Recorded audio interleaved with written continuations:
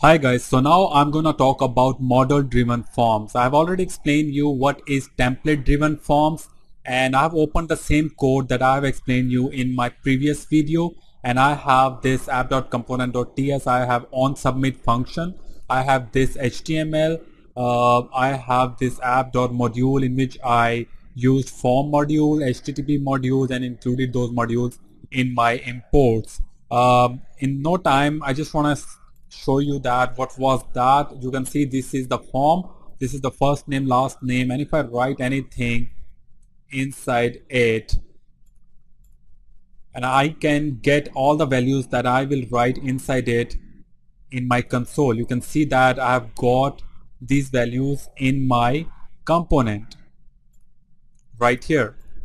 I've called this function on the click of that button, and I have sent out all the values that I added in the form, and I console.log that user. So I'm going to convert it into model driven form. Model driven form are more powerful and more flexible.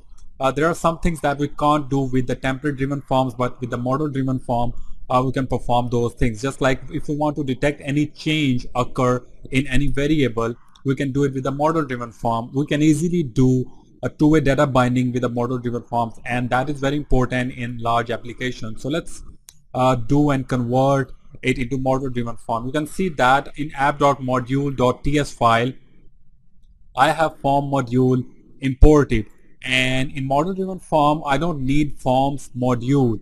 Instead I need to have something called reactive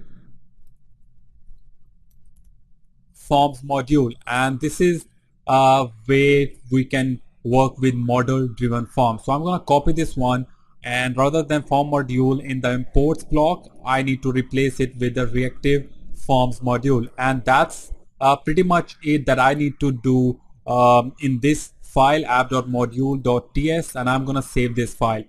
Now let's come back to our app.component.ts file, and inside it first I need to import two more libraries to work with.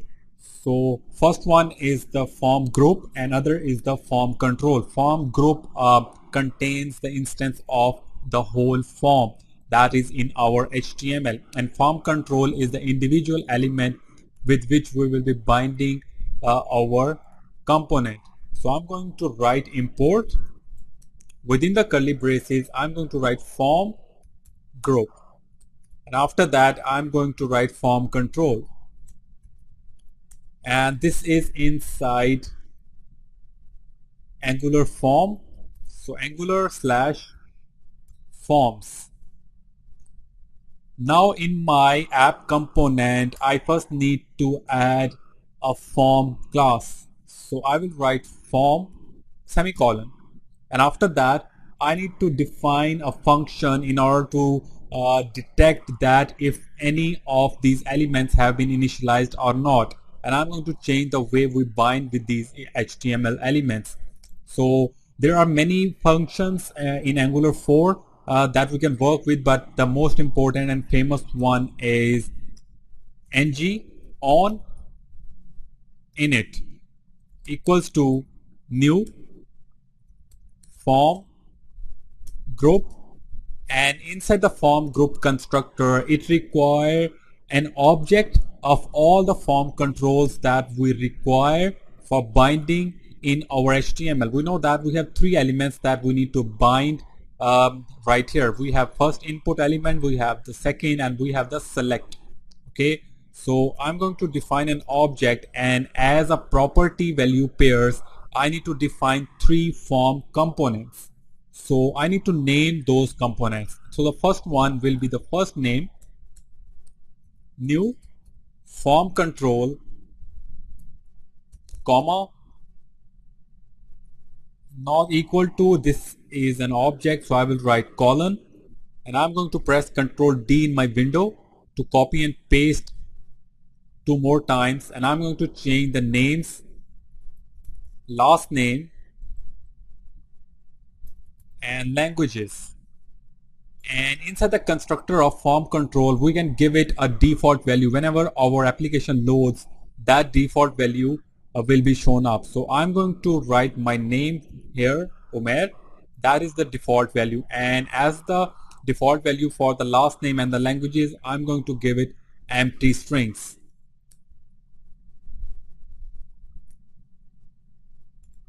Okay, so let's save this file.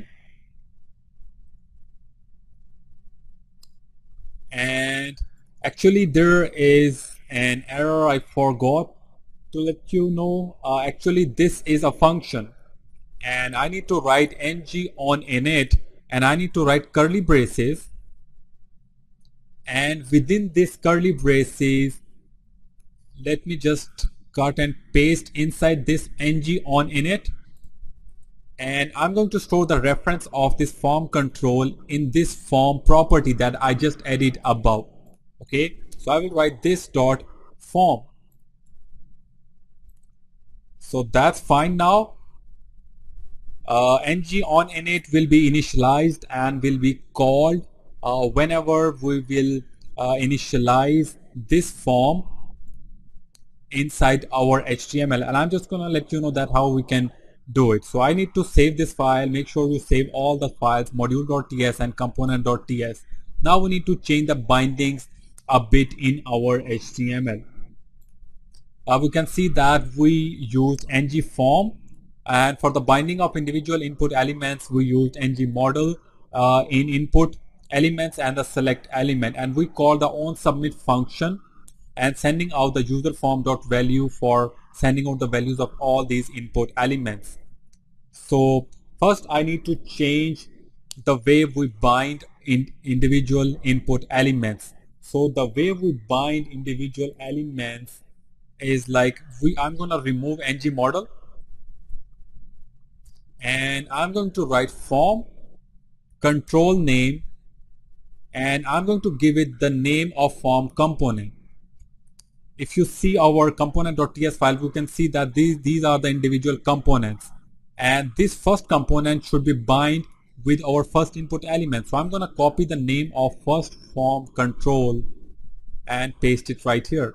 So I'm going to copy this one, paste it, and change it like the name of our second form control, and paste it in our drop down, and I'm going to change its name languages. So let's save this file, and now I need to change this user form into different ways so that we may work with the model driven forms. So rather than writing user forms, we can see that we imported form group. So form group needs to be added right here as a property, as an attribute of this form element. So I'm going to remove this one, and within the square brackets I'm going to write form group, and I'm going to name it form just like we added inside our component. This is the form. So rather than sending out user form dot value, I need to send out form dot value, because this is what we assign to this form group right here. So I'm gonna save this file and save this file as well, and I'm going to go to my, and it has shown me error, can't find form control with the name first name. So let's go back, and alright, actually I mistakenly added form control. This is form group. Okay, so let's save this file and reload it again.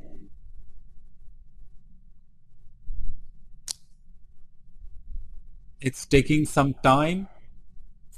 So our application has been started in our browser. So we can see that there's a default value Umair right here within this input element.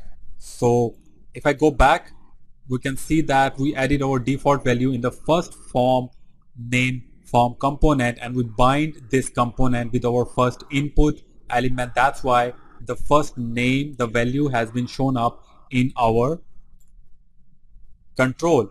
So if I write further, and if I select something from our drop down, and if I click on submit, let me just open up source, and I'm gonna add a breakpoint right here. So I'm going to click on submit. So if I hover my cursor on it, you can see that it has sent me all the values that has been selected from this form group. So we have the first name, languages, and the last name, and we are console.log and printing out all the values of this user. So I'm gonna let it go.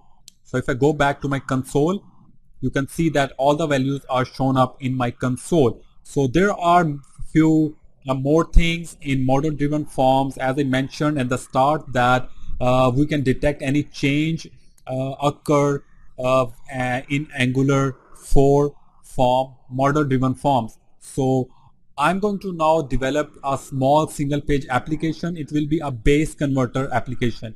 In my seventh part of this tutorial series, I have developed a single page web application. In that video, I showed you that how we can add new items in our list and remove individual items and something like that. That was also to let you understand the basics of indexing and finding and deleting different elements. So in the base converter application, I'm going to detect out individual changes that are going to be shown up in the individual input elements, and as I'll be changing the decimal values, it's going to reflect in other elements in the form of octal, hexa, and binary values, and same as with the binary, hexa, and octal. And this is just to let you know that how we can do a double data binding, two-way data binding, and how we can detect any change in our input element.